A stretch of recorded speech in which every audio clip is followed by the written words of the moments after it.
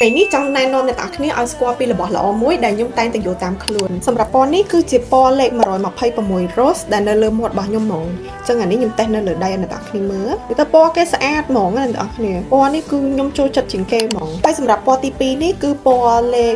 124 Milo Coffee ពណ៌នេះក៏ស្អាតដូចគ្នាដែរតែបែបជាលក្ខណៈដិតពណ៌របៀបបែកក្បឿងអ្នកទាំងគ្នាឃើញទេដាក់លើដៃមកគឺដូចពណ៌នៅក្នុងក្រែមហ្នឹងអញ្ចឹងនិយាយទៅគឺស្អាតពណ៌សុទ្ធតែស្អាតទាំងអស់5ពណ៌ហ្នឹងសម្រាប់ពណ៌ទី3នេះគឺពណ៌លេខ12 Watermelon ពណ៌នេះគឺបែបលក្ខណៈពណ៌ក្រហមតែពណ៌ក្រហមបែបរាងភ្លឺអ្នកទាំងគ្នាសម្រាប់ពណ៌ទី4គឺពណ៌លេខ125 Warm Orange ពណ៌នេះគឺពណ៌បែបរាងទឹកក្រូចអ្នកទាំងគ្នាពណ៌ទឹកក្រូចនេះអត់ស្រស់ពេកទេអ្នកទាំងគ្នានិយាយទៅគឺស្អាតសមជាមួយនឹងមាត់យើងហ្មងណាហើយពណ៌ចុងក្រោយគេពណ៌ទី5នេះគឺលេខ